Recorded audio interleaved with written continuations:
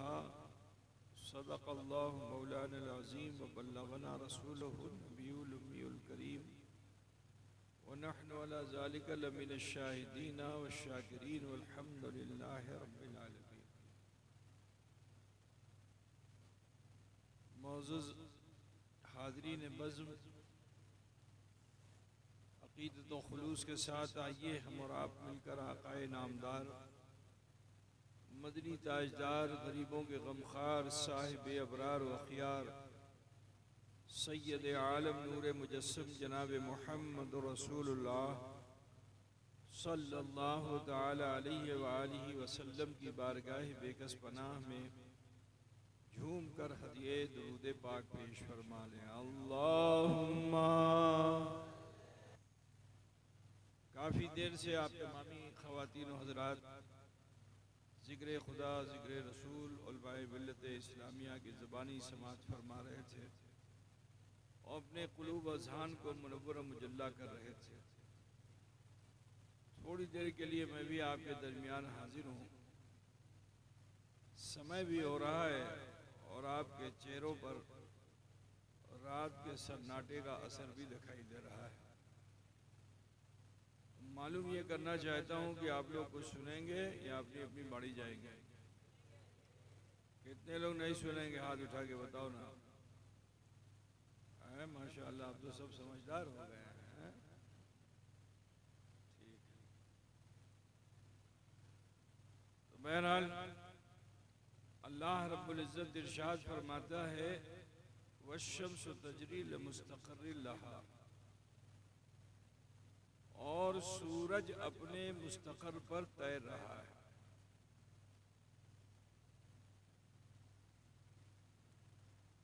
ये अल्लाह रब्बुल इज़्ज़त की कुदरत है कि उसने लफ्ज़ कुन का ऐलान फरमा कर मखलूक को तख्लीक फरमा दिया। ज़मीन, आसमान, नक्षत्रों, गगन, नभ, सूर्यो, चंद्रो, 18,000 कमोबेश मखलूक़ात को अल्लाह ताला ने तख्लीक फरमाया और ये उसकी मर्जी है कि उस रब ने जिस मखलूक को जहां चाहा वहां जगह दे दी। कुछ मखलूक को जमीन पर जगह दी, कुछ को जमीन में जगह दे दी, पहाड़ पे जगह, पहाड़ में जगह, पानी पर जगह, पानी में जगह, हवा में जगह, हवा पर जगह। आसमानों में देखो तो अनगिनत सितारों को अल्लाह ताला ने वजूद अता फरमाया और उनको रोशनी भी दी, चमक भी दी, मगर हर चमकने वाले सितारे को अल्लाह ने नहीं चुना। उन तमाम नक्षत्रों में से अल्लाह ने एक नक्षत्र को चुना जिसका नाम है सूर्यो। समझ रहे हैं ना आप लोग? और जब सूरज को अल्लाह ने चुना तो अल्लाह ताला ने उसे हुक्म के अमल में लगा दिया। जिसका सिलेक्शन अल्लाह करता है उसको अल्लाह हुक्म में रखता है। तो हुक्म क्या कि सुकाले सुबह को उदय होना है और संध्या बेला अस्त होना है। काम सूरज ने अल्लाह के हुक्म को मान लिया। सूरज सुबह को निकला, शाम को डूबा, सुबह को निकला, शाम को, यही तो काम है ना सूरज का। तो देखो, जो चीज रोटेट हो जाती है, रोटेशन समझते हैं ना? तो जो चीज रोटेट होती है अल्लाह उसमें पावर देता है, उसमें शक्ति देता है। तो जब ये सूरज रोटेट हो गया, सुबह निकला, शाम डूबा, सुबह निकला, शाम डूबा, तो अल्लाह ताला ने इसमें शक्ति दी, पावर दिया। और ऐसा पावर दिया कि आसमान में वो रहता है लेकिन उसके पावर का असर दुनिया में दिखाई देता है ना? अगर सूरज न निकले तो दुनिया का निजाम चलेगा? न चिड़िया चहकेगी, न पानी बरसेगा, न आबशार का वजूद होगा, न बगान में गाछ होगा, न हमारे बदन में सांस होगी, ऑक्सीजन भी नहीं होगी। ठीक है। तो पता क्या चला कि देखो हुक्म की अताअत करने में अल्लाह शक्ति देता है। जो हुक्म को मानता अल्लाह उसको पावर देता है। और जब अल्लाह ने सूरज को पावर दिया तो उसके सोलर सिस्टम से इस दुनिया का निजाम बाकी है। अजीजों जरा सोचो कि सूरज तो मेरे मुस्तफा के चरणों की धूल है। अगर वो मुस्तफा के चरणों की धूल से रोशनी मांग ले तो आसमान में रहकर जमीन का नाजिम बन जाता है। जरा सोचो कि जिसको रब ने शमशुद्दोहा कहा उसके पावर का आलम क्या होगा, उसकी शक्ति का आलम क्या होगा। वो तो इतना पावर वाला है कि जहां जहां खुदा की खुदाई है वहां वहां मुस्तफा की मुस्तफाई है।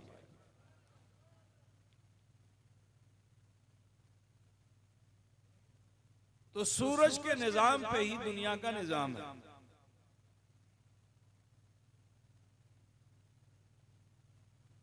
लेकिन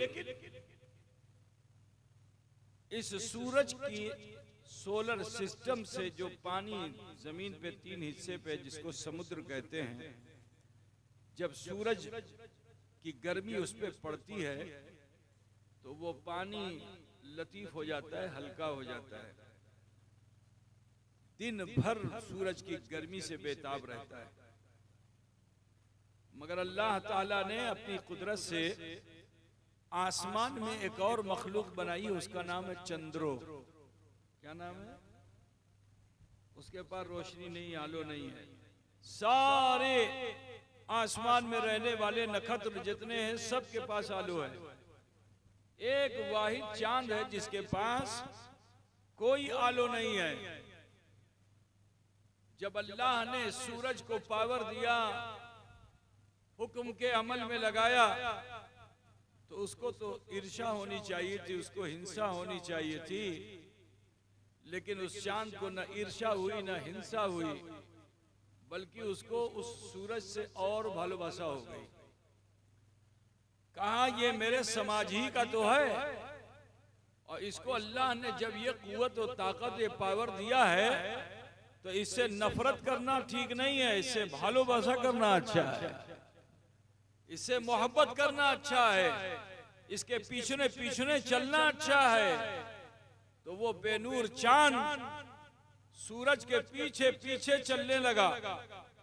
अब जब सूरज के पीछे पीछे चलने लगा तो ए अजीजो, शाम जब हुई, सूरज डूबा, अंधकार हुआ, तो देखो सोहबत का असर कि इतने टाइम तक चांद सूरज के पीछे पीछे चला तो अल्लाह ने उस सूरज की रोशनी को ग्रहण करने का उसमें शक्ति दे दी। वो नूर वाला नहीं है, लेकिन सूरज की रोशनी को वो ग्रहण कर लेता है।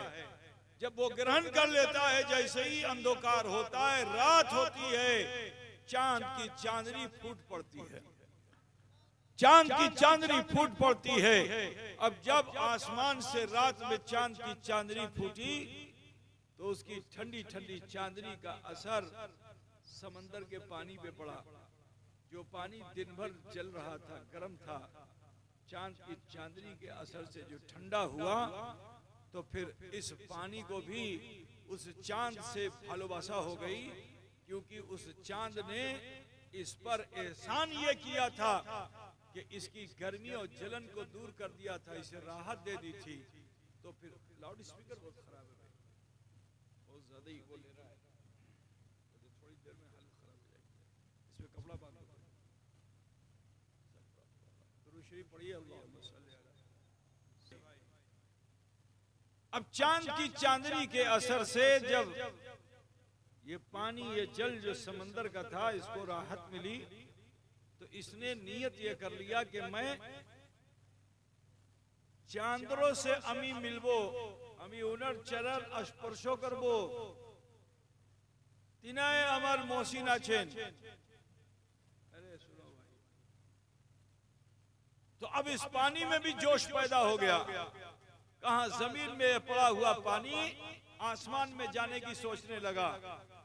तो जोश में कभी पावर में 50 फीट जाता, फिर 100 फीट जाता, फिर नीचे आ जाता, 200 फीट जाता, फिर नीचे आ जाता, जिसको ज्वार भाटा कहते हैं, मालूम है ना, हाई टाइड अंग्रेजी में कहते हैं। इतना घर्षण हुआ पानी में, रोटेशन हुआ, उस रोटेशन के असर से ये लतीफ पानी भी और लतीफ हो गया, गैस बन गया।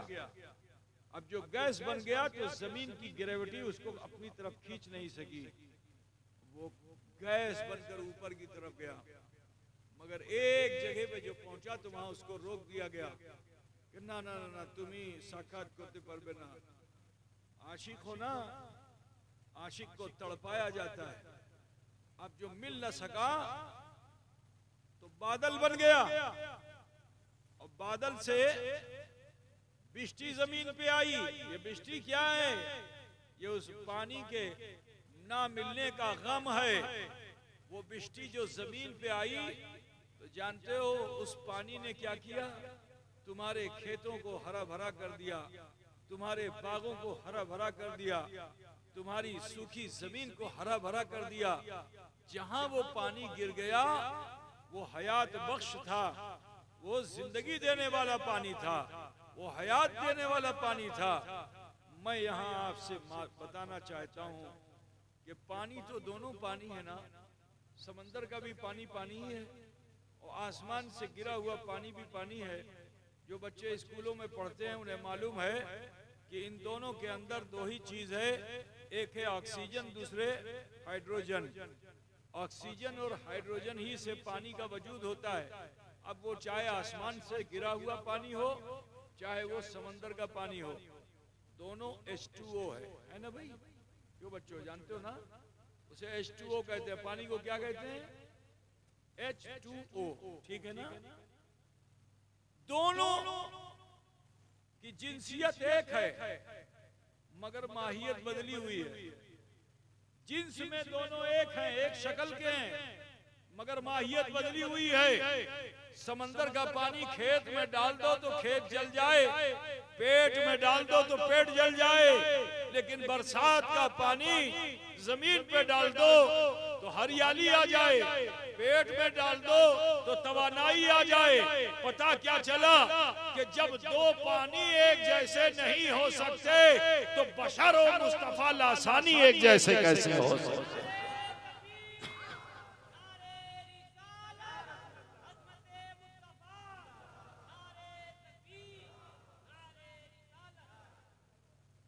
समझ में बात आ रही ना भाई? मैं वो सरलता के साथ बुझाना चाहता हूँ ताकि दिल में बात ढूंढ जाए। दोनों पानी को मिला पाओगे? मिसिल हो बे, ईटा अलग है ना मेरे प्यारे। अब मैं आपको बताऊं कि बादल बन के तो बरस गया, मगर उसका हौसला टूटा नहीं। करना आमी उनर काछे जाबो, चंद्रो से आमी साक्षात करबो, तो वहां भी उसको जोश पैदा हुआ, तो फिर और गैस बना, और लतीफ गैस बन गया। वो बादल के ऊपर से भी उठा, लेकिन फिर उसे रोक दिया गया ना, थाम चंद्रों से मिलते पारबे ना। तो जानते हो शबनम समझते हो नहीं? शबनम शीत बुझते हो ना, रात में गिरती है। तो अब वो शीत बनकर जमीन पे गिरने लगी।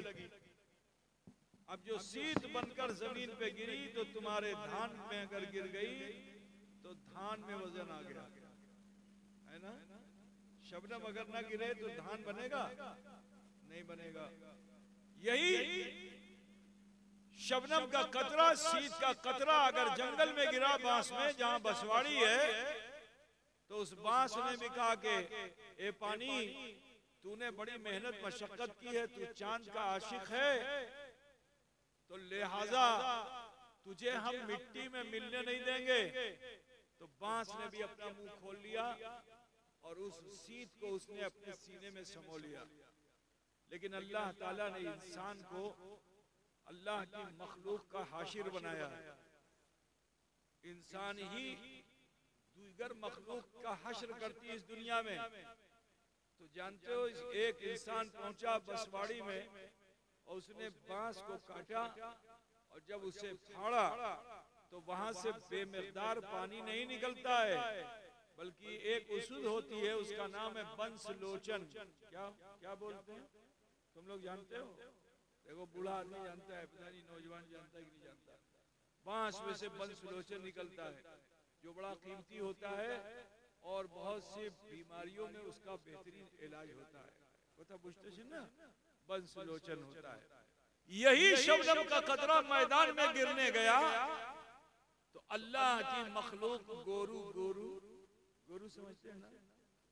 अब इस गोरू ने भी देखा कि ये गिर रहा है तो उसने कहा, ए शबनम, ए सीत, तुझे हम माटी में मिलने नहीं देंगे क्योंकि तूने बुलंदी हासिल कर ली, उरूज हासिल कर लिया है, अब तुझे माटी में मिलने नहीं देंगे।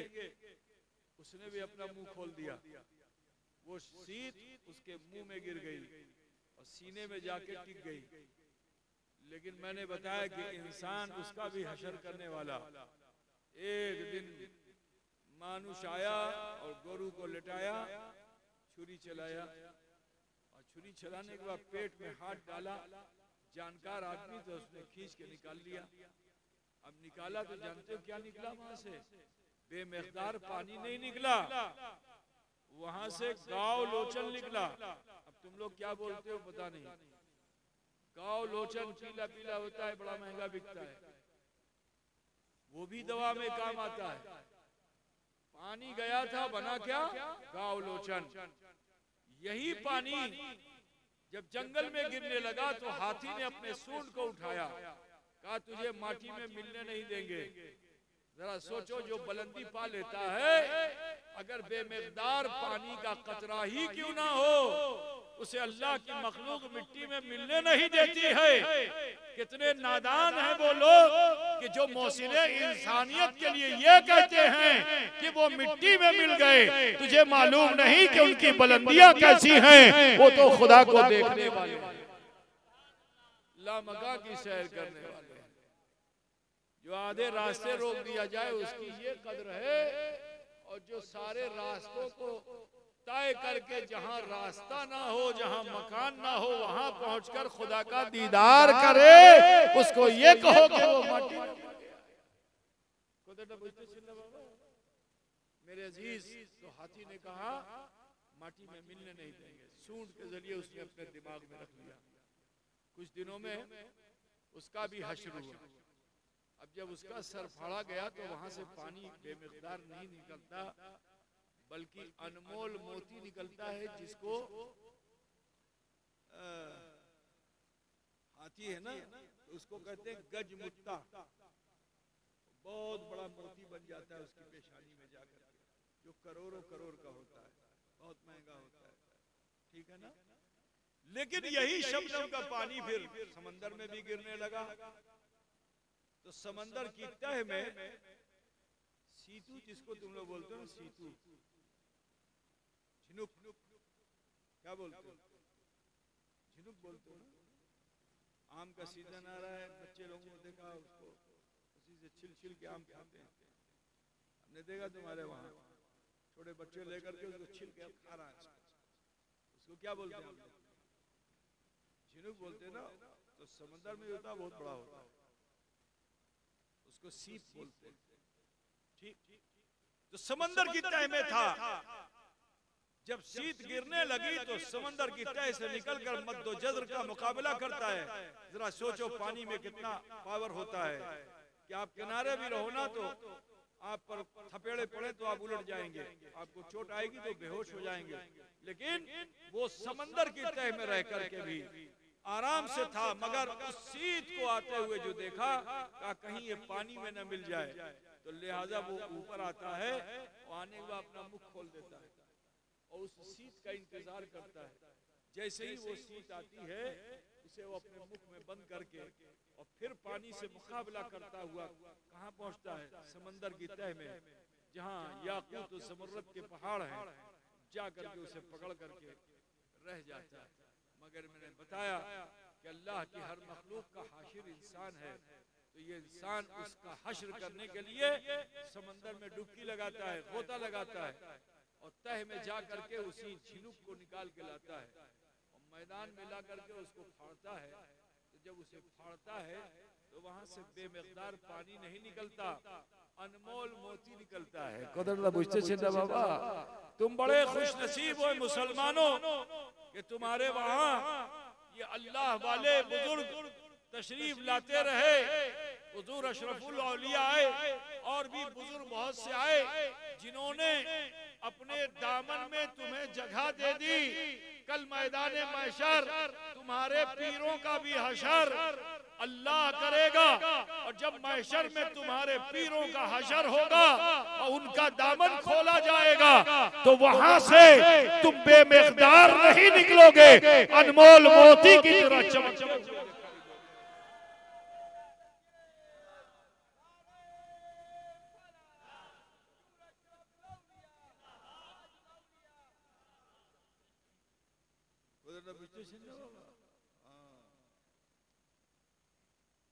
बिरादा इस्लाम यहीं से रुख बदलता हूं मैं, ज्यादा लंबी बात नहीं करनी मुझे, ये तो तमहीद थी और अब यहीं से रुख बदलता हूं। जिस तरह से अल्लाह ताला ने आसमान दुनिया में सूरज को चुना, तमाम नक्षत्रों में से एक सूरज को चुना और चुन करके उसको हुक्म के अमल में लगा दिया, इसी तरह से जमीन पर इंसानों के इस गैलेक्सी और ब्रह्मांड से, इंसानों की गैलेक्सी से अल्लाह ताला ने किसे चुना?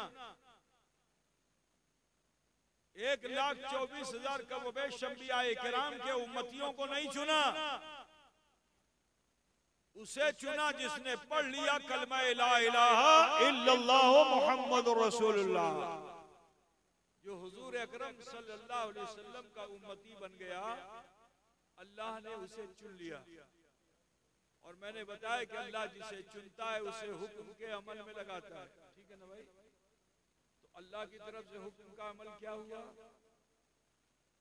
बुनियल इस्लाम अला खम्सिन, इस्लाम की बुनियाद 5 चीजों पर है। वो 5 चीज क्या है? तौहीद। तौहीद समझते हो ना? किसी को अल्लाह की जात में शरीक ना करना और उसे वहदहू ला शरीक समझना। ठीक है ना? तौहीद। फिर क्या है? नमाज। फिर क्या है? रोजा। फिर क्या है? हज। फिर क्या है? ज़कात। इसे कहते हैं, ये 5 बुनियादी चीजें हैं और इसी पर इस्लाम की बुनियाद है, इसी पर इस्लाम की बुनियाद टिकी हुई है। अच्छा बताओ, अगर एक भी ईंट तुम अपनी हिला दो, बड़ी बड़ी बिल्डिंगों में तुम लोग देखते होगे टेलीविजन पे भी, ऊंची ऊंची सैकड़ों मंजिला इमारत को गिराने के लिए क्या तरकीब है? एक खंबे में बम लगा दिया जाए। अब अगर एक खंबे में बम लगा दिया, खंबा भंग गया, तो अगर वो खंबा भंग गया तो इमारत खड़ी रहेगी? बोलिए, एक भी खंबा अगर न रहे तो बुनियाद में आप एक में बम लगा दो और वो टूट जाए, उसको तोड़ दो। तो एक खंबा अगर तोड़ दोगे तो सारी मजबूत इमारत जो है वो टिकेगी नहीं, सबके सब गिर जाएगी। ठीक है ना? इस्लाम की बुनियाद क्या है? तौहीद, नमाज, रोजा, हज, ज़कात, है ना? अगर इनमें से कोई भी चीज तुम छोड़ दो तो बोलो इस्लाम की वो इमारत जो तुम खड़ी कर रहे हो कायम रहेगी? बोलो। आज जो ये दुश्वारियां पेश आ रही हैं उसकी एक वजह ये है क्योंकि हम कहते तो हैं मुसलमान हैं, मगर तौहीद कामिल तरीके से नहीं, नमाज कामिल तरीके से नहीं, रोजा कामिल तरीके से नहीं, हज कामिल तरीके से नहीं, ज़कात कामिल तरीके से नहीं। तो जब कामिल तरीके से तुमने अमल नहीं किया तो तुम मुकम्मल मुसलमान कैसे हो गए? मुसलमानों, यही वजह है कि आज हमारी इमारत में जलजला है, जो चाहता है हमें हिला देता है। ना जो चाहता है वो हमें हिला देता है। ए मुसलमानों, अपनी बुनियाद को मजबूत कर लो, तो जब बुनियाद मजबूत हो जाएगी तो फिर इमारत बुलंद से बुलंदतर होती चली जाएगी। जो देखेगा उसके सर की पगड़ी गिर जाएगी। तुम्हें देखकर काफिरों मुशरिकों के सर की पगड़ी गिर जाएगी, और वो भी गिरेंगे तुम्हारे कदमों पे, पढ़ेंगे कलमा ला इलाहा इल्लल्लाह मुहम्मदुर रसूलुल्लाह। समझ रहे हैं ना? आज आप देख रहे हो हालात क्या है मुसलमानों के। आज हम और आप इस हालत में पहुंच चुके हैं, उस पर गौर कीजिए कि हमारे बाप दादा बहुत बड़ी जमात के साथ नहीं थे, थोड़े थोड़े थे, मगर जहां गए उन्होंने इज्जत पाई, जहां गए उन्होंने इज्जत पाई। लेकिन आज क्या वजह है कि हम इज्जत नहीं पा रहे हैं? आज जगह जगह हमें रुसवाई का सामना। रहने भाई, बंद कर दें तब का इतना उड़ा उड़ा अभी हो जाएगा। अभी तो फातिहा होगा, नियाज होगी, दुआ होगी, बहुत कुछ होगा। अभी से चक्कर में लगा है जल्दी से खजूर मिल जाए। सुनेंगे भाई? तो सुनो, इस्लाम की बुनियाद 5 चीजों पे है, जिसको हमने सही तरह से कायम नहीं किया, जिसकी बुनियाद पे आज हमें दुश्वारी है। ये तो जीवन भर का मामला हुआ। ऐ मुसलमान लौट आओ, अल्लाह ने रोजमर्रा में भी 5 चीजें दी हैं रोजमर्रा की। जिस तरह ये 5 चीजें हैं, इसी तरह तुम्हारे जीवन में भी एक रोटेशन है। वो क्या है? फजर, जोहर, असर, मगरिब, इशा। फजर, जोहर, असर, मगरिब, इशा। কথাটা বুঝতেছেন না বাবা? तो अल्लाह तबारक व तआला ने आपको हुक्म के अमल में लगाया है। आसमान दुनिया में रहने वाले सूरज को अल्लाह 12 बुर्जों से गुजारता है। ऐ मुसलमानों, हमें तुम्हें अल्लाह ताला 5 बुर्जों से गुजारता है। ये बुर्ज क्या है? फजर, जोहर, असर, मगरिब, इशा। तो जो बंदाए मोमिन फजर से लेकर इशा तक इन बुर्जों से गुजर जाता है, बोलो रोटेशन हुआ कि नहीं हुआ? और रोटेशन में पावर है, पावर है। अल्लाह इरशाद फरमाता है, रब्बुल आलमीन इरशाद फरमाता है कि कुंतुम खैरा उम्मतिन उखरिजत लिन्नास तामुरून बिल मारूफ व तनहौना अनिल मुनकर, कि तुम बेहतरीन उम्मत हो।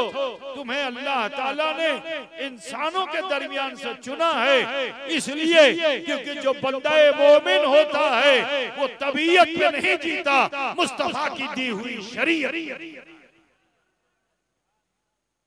अम्र बिल मारूफ और नही अनिल मुनकर पर अमल करता है।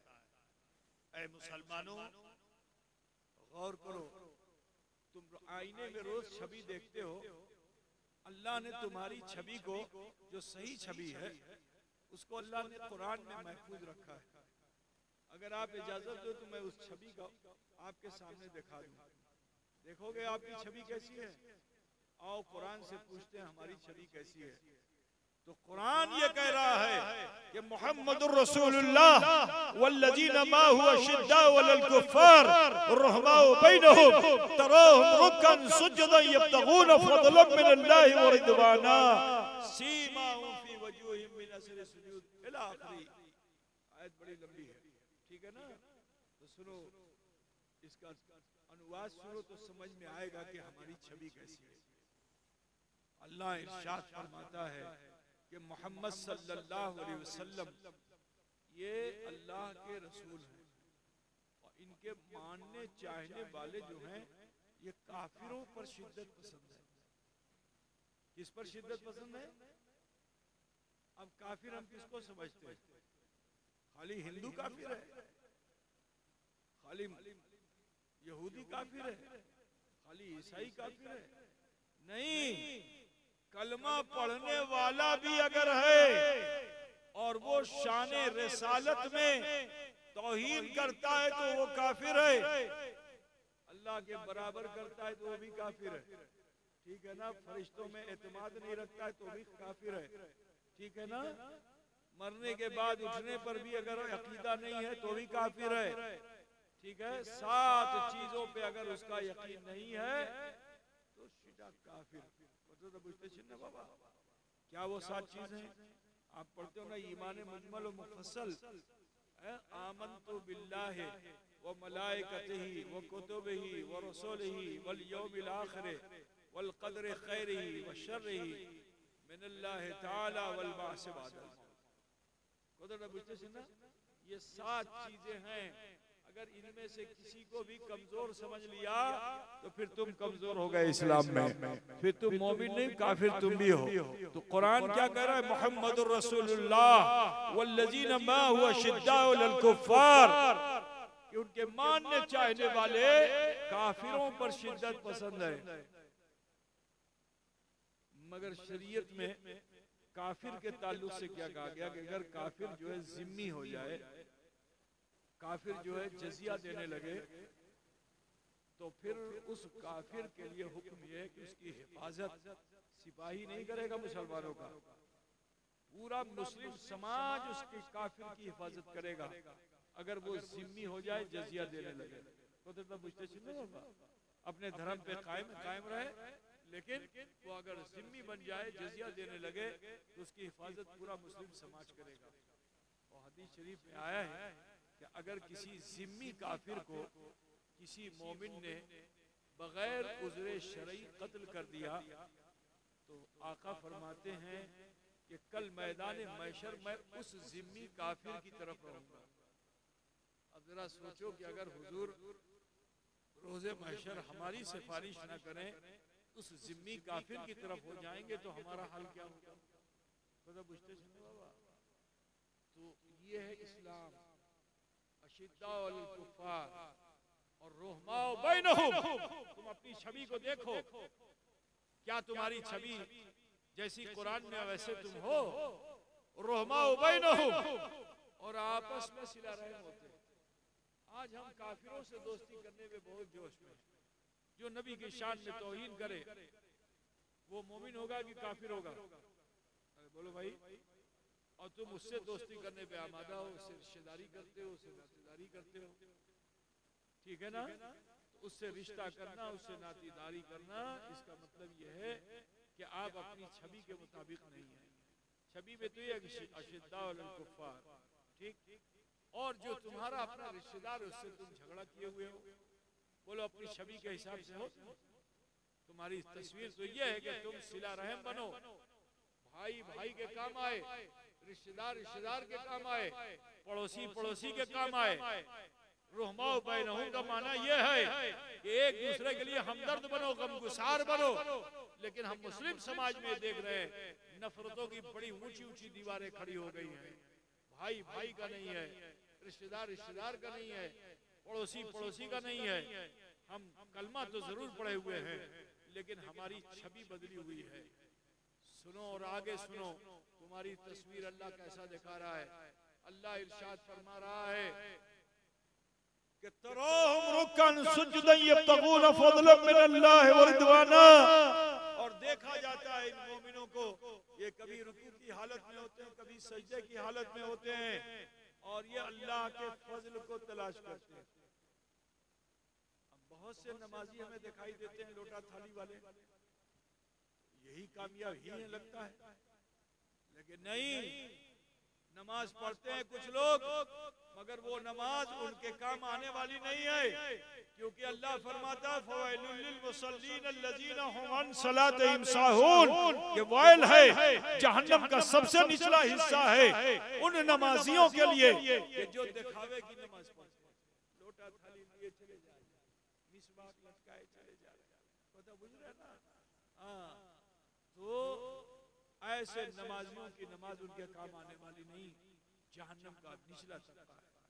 लेकिन सुनो, अल्लाह फरमाता है, और फिर कुछ लोग नमाज में ये भी कहते हैं जुदी नबी का ख्याल आशबे तो नमाज होबे ना, ऐसा बोलते हैं कि जुदी नबी ख्याल आशबे तो नमाज होबे ना।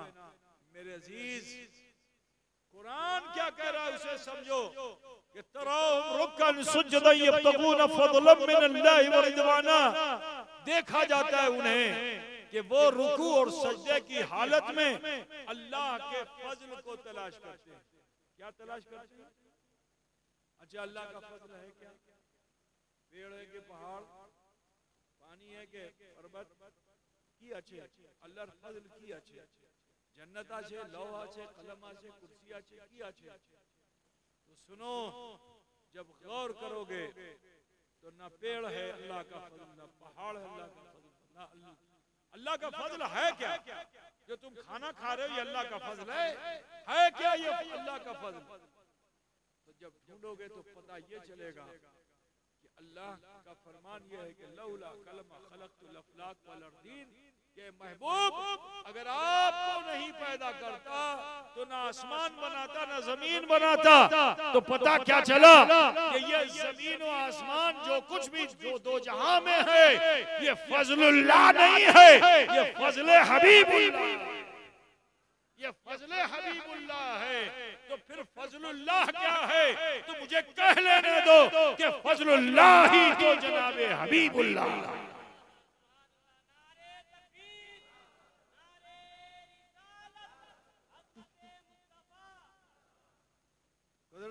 बाबा अल्लाह का फजल कौन है? जनाबे मोहम्मद रसूलुल्लाह। खुद रसूल पाक फरमाते हैं अल्लाह मोती व अना मिनल कासिम, अल्लाह देता है और मैं बांटता हूँ। पता क्या चला? अल्लाह का फजल जनाबे मोहम्मद रसूलुल्लाह सल्लल्लाहु अलैहि वसल्लम है। और जो लोग नमाजों में नबी को नहीं ढूंढ पाते हैं उनकी नमाज कामिल नहीं होती है। जो नबी को ढूंढेंगे उनका रुकू अच्छा होगा, जो नबी को ढूंढेंगे उनका सजदा अच्छा होगा। नबी के तरीके ही तो सजदा करोगे। सजदे में जाके नाक उठा दो, मौलवी साहब से पूछो कि क्या नमाज होगी, तो कहा जाओ दोबारा पढ़ो, क्योंकि नबी के तरीके को तुमने छोड़ दिया है। ठीक है ना? सजदे में नाक तो टिका के रखा था मगर पीछे पैर को उठा के रखा था, बोलो नमाज होगी? नबी के तरीके को छोड़ दिया, नमाज होगे ना। नमाज में गए और ये दाहिना पैर कभी आगे कभी पीछे, कभी आगे कभी पीछे, राइट हैंड को और पैर को अगर ऐसा करो नमाज होवे ना। ठीक है ना? वत्तखिज़ु मुक़ाम इब्राहीम मुसल्ला, ये मुक़ाम इब्राहीम को मुसल्ला बनाओ और बिल्कुल कदम को जमा लो तो अब यहाँ से हिलने न पाए। तो सब बुझ रहा है ना मेरे अजीज? तो तरीक़े मुस्तफ़ा को छोड़कर कोई नमाज पढ़ेगा तो नमाज होगी? अच्छा, नमाज में जाओ, बार बार कपड़ा ऐसे उठाओ, बार बार कपड़ा ऐसे उठाओ, तो नमाज होगी? नमाज नहीं होती, क्योंकि नबी ने ऐसा नहीं किया। बिरादरान मिल्लत इस्लामिया, तो अल्लाह का फजल जो तलाश कर लेता है तो अल्लाह ताला उसकी छवि दिखा रहा है कि जब अल्लाह का फजल तलाश करके ये बंदा सजदे से सर उठाता है तो कुरान क्या कह रहा है? सीमाहुम फी वजूहिहिम मिन असरि सुजूद, कि देखा जाता है कि जब वो सजदे से सर उठाते हैं तो उनके सजदों का असर जो है उनके चेहरे पर होता है। कहाँ होता है? अब कुछ लोग असर का माना ही समझे पेशानी, यहाँ तो गए और चटाई में रगड़ रगड़ के काला काला डब्बा बना लिया, कहा यही असर है। अच्छा बोलो, ये असर, ये तो चोट का असर है, समझ रहे ना? ज़र्ब का असर जो होगा तो स्याही आएगी और रोशनी का असर होगा तो चमक आएगी ना। अगर मारा जाए, कहीं मार दिया जाए तो काला पड़ जाएगा, लेकिन अगर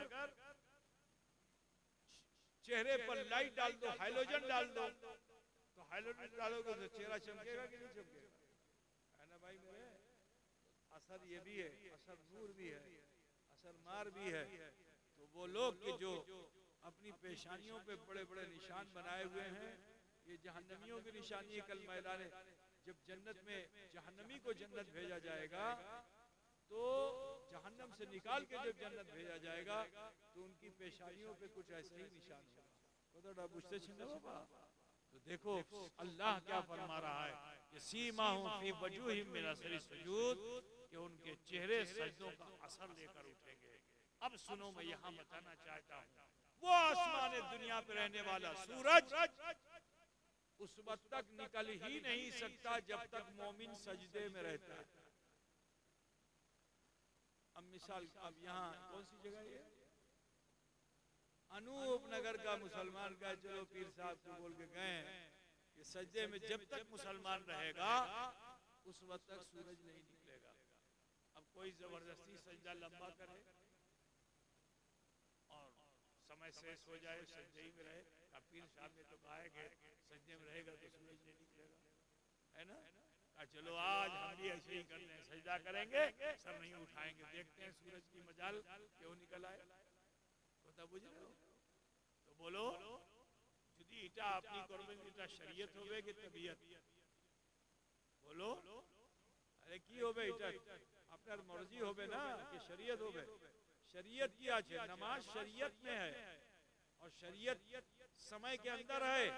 अल्लाह फरमाता है इन्ना सलात कानत अलल मुमिनीना किताबन मौकूता, कि बेशक नमाज को अल्लाह ताला ने वक्त मुकर्ररा में फर्जियत का मुकाम दिया है। तो सुनो, जो समय फर्जियत का है उसी में तुम्हें सजदा करना है, और जब तक तुम सजदा करते रहोगे सूरज की मजाल नहीं है कि वो निकले, लेकिन जैसे ही तुम सजदे से सर उठाते हो तो तुम्हारे चेहरों के उस नूर से वो रोशनी की भीख मांगता है। तो जब मोमिन का सजदा करके मोमिन सजदे से सर उठाता है तो तुम्हारे चेहरों से सूरज रोशनी की भीख मांगता है।